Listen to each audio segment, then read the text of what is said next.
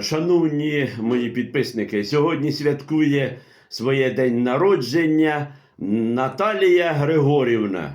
Сьогодні 1 січня 25-го року. До мене зателефонував її зять Володя Калашнік і говорить, треба привітати від дочки Світлани і онуки Аліна і Владік.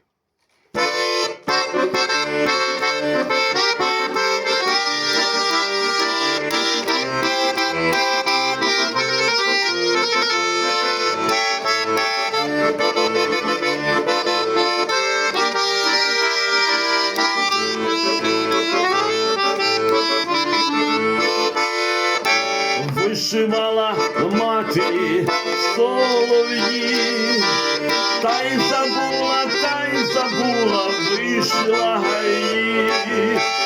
Солов'ї злетіли, а куди? Забіліли снігом рушники.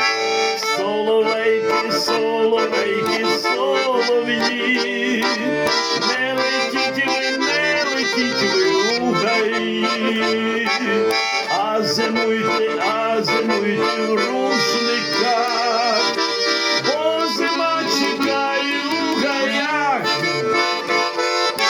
Вишивала мати солов'ї, та й забула, вишила гаї. Що ж ви наробили там сніги? Повертайте літо в рушники. Соловейки, солов'ї, не летіть ви у гаї, а зимуйте в рушниках, бо зима чекає у гаях. Вишивала мати солов'ї, та й забула, вишила гаї. Забіліло літо в рушниках, заспівали птахи у гаях.